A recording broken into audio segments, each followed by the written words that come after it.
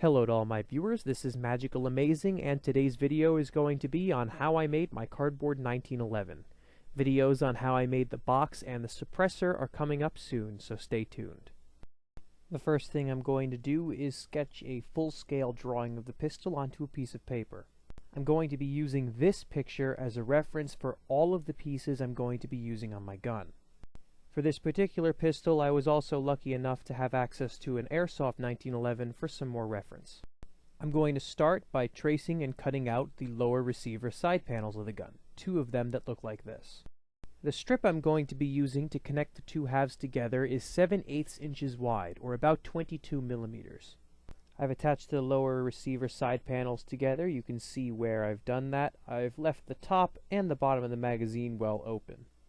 Here I'm using my reference picture to see where the beaver tail safety is going to go on the rear of the lower receiver. Here I've cut out a slot where it's going to go. Again, using my picture, I cut out two of the shape of the beaver tail safety. These are going to be its side panels. I've just glued those two pieces into the inside of the lower receiver side panels so they stick out a little bit like this. I then used a thin strip of cardboard to cover the back and make it look pretty. Next, I'm going to make pieces that look like this, which will become the mainspring housing right below the beaver tail safety. And assembled together, this is what it looks like. Here's where it is going to fit on the rear of the lower receiver. After gluing on the mainspring housing, I'm going to start work on the slide. I use my scale picture to cut out a piece that looks like this. This won't be used in the actual gun, but I'm going to use it as a stencil to trace the part that will become the slide. I use that piece that I just cut out and mirror it to make a piece that looks like this. Between the two pieces is just enough room for the lower receiver to fit. Using pictures from the internet and my drawing as reference, I'm going to sketch the location for the ejection port and cut it out. I'm going to use my lower receiver as reference and cut out a strip of cardboard that is just wider than the distance between the two halves of the lower receiver. This is the piece I'm going to use to make the slide hold its shape. It's important to make sure that the slide is slightly wider than the lower receiver so that the slide lock can work and has something to grab into. Here you can see where I've used that strip to keep the slide into shape, and I've covered the corrugation on the bottom of the slide so it will slide easier. Next, I'm going to use my reference picture to cut out the shape that will become the hammer. I'm going to attach to the hammer a long, thin strip of cardboard. This is going to be used to wrap around the piece of paper I'm using as the pivot point so that it can move. Here I've wrapped that thin piece of cardboard around the piece of paper and attached it to the hammer. It is not glued onto the piece of paper. Here you can see where I've attached it to the lower receiver. I've only glued the piece of paper to the lower receiver, which allows the hammer to move freely. With the slide in place, you can see where it's going to line up. Here I'm going to show you where the slide is going to be.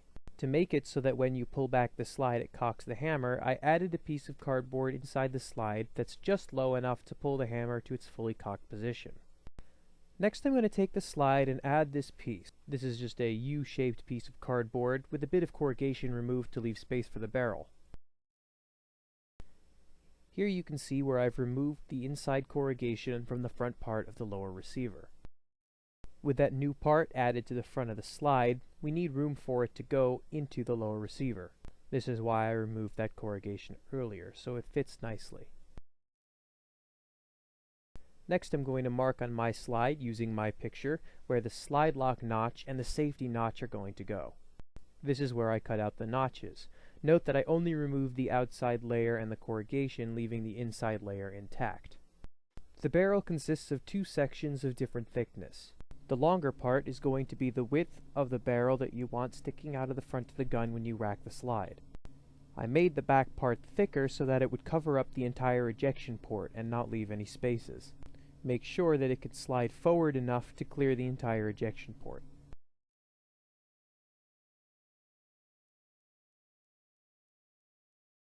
I've added this piece of cardboard here, which is going to keep the barrel in place. Note again that the barrel should be able to slide forward enough to completely clear the ejection port. To attach the barrel onto the lower receiver, the first thing I'm going to do is cut out a piece like this. This is going to attach to the rear of the barrel. What I've done here is I've added an extra piece of cardboard to either side of the piece I just attached. This is going to give it some more structure. The bump I cut out of the bottom is just going to be so it will fit nicely into the lower receiver. This is how it's going to fit in. Here you can see how it's going to fit into the slide. Notice those two pieces are just wide enough to fit inside the slide.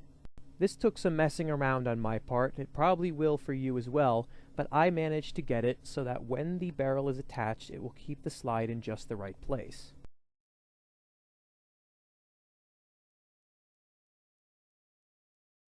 Now I'm going to attach the rubber band. I'm going to make it so that the rubber band is replaceable in case it snaps. Between those two pieces in the back, I'm just going to push a rubber band so it sticks out on both sides, and use a piece of paper as a pin to hold it in place. This will be held in place, it won't need gluing under tension. Next I'm going to take that part of the rubber band which poked through and loop it over the barrel. With the rubber band attached, we should be able to pull the barrel all the way forward, which is like pulling the slide back, and it should snap into place when you let go.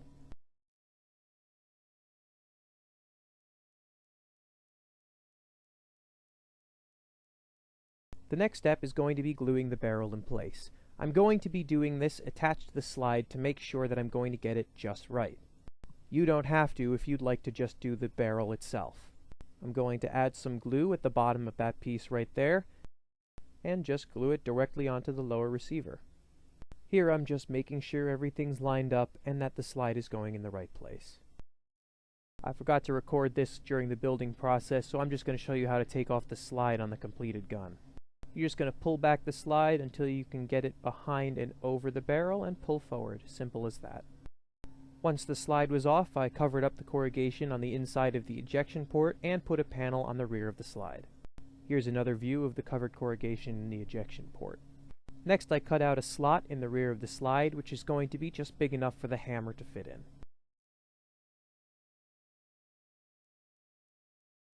This is going to allow you to cock the hammer when you pull back the slide.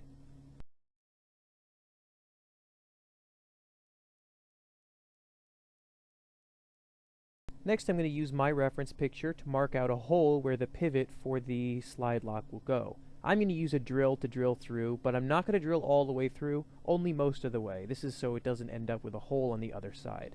Here you can see the pin I'm going to be using that should fit in snugly. This is what's going to be attached to the slide lock. To make the slide lock, I'm just going to trace using my picture and cut out a piece that looks like this. I'm also going to cut out a small piece that looks like this, which is going to be where your thumb can grab onto it. I'm just going to put a little bit of glue and attach it perpendicular.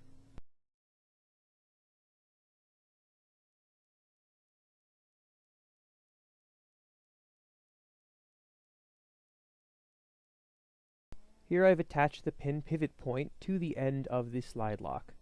I'm going to insert it into the hole that I just drilled so it's completely flat against the side of the lower receiver, and make sure that my notch was in the right place. The first time I did this, my notch in the slide for the slide lock was not in the right place. When this video was recorded, I had already widened it so that it could fit properly.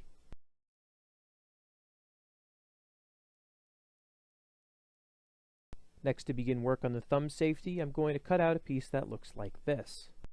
Next, I'm going to cut out a little piece that looks like this, which I'm going to attach to the safety.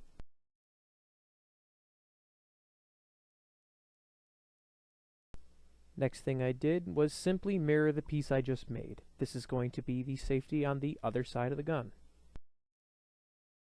I'm just going to glue them onto the lower receiver in this position. The position of the hammer pin makes it very difficult to figure out how I'm going to make these working, so I didn't bother doing it, and they're just going to be glued on. The grips came next, and I'm just going to trace and cut out these shapes that will become them. Here you can see where I've attached the grip, and the next thing I'm going to do is put in the tension spring shroud for the safety and slide lock. All that consists of is a tightly rolled piece of paper which I'm going to glue onto the lower receiver where you see in this clip.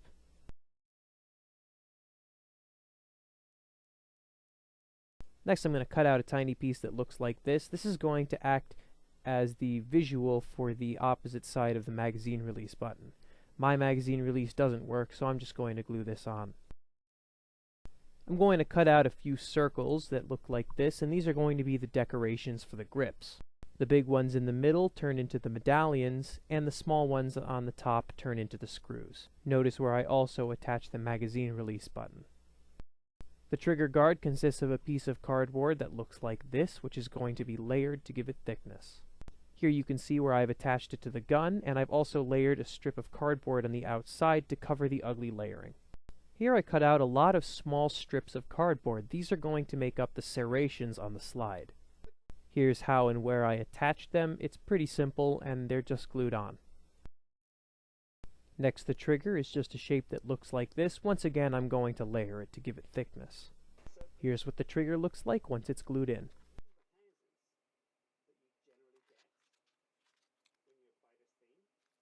The front iron side blade is just a very small piece that looks like this, which I'm going to glue directly onto the slide.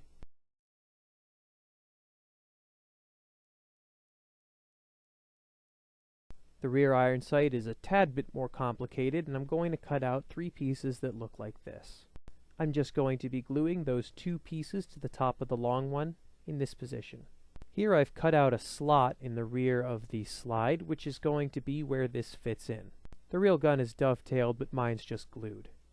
The magazine is going to start with a piece that looks like this. I didn't have anything to trace here, I just used my eyes. It should fit nicely inside, not too tight, and not too loose. Bear in mind that this is going to be held in only by friction, so you want it to fit perfectly.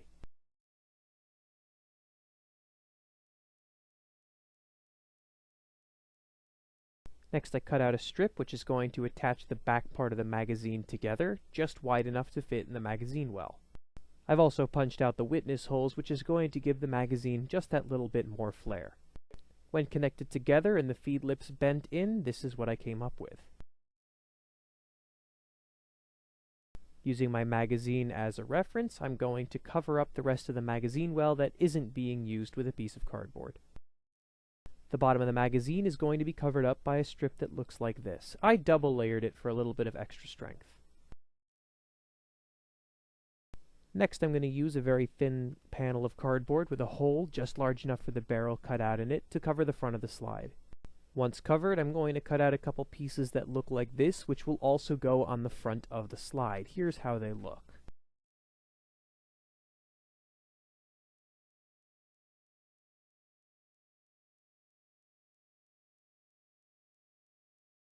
With that last little detail in place, you now have the finished gun. You are now the proud owner of a cardboard replica of one of the most famous sidearms ever created. Thank you all for watching. If you're also interested in learning how to make the box I built for this gun and the suppressor, those tutorials will be coming up soon. This is Magicalamazing, signing off till next time. See y'all later.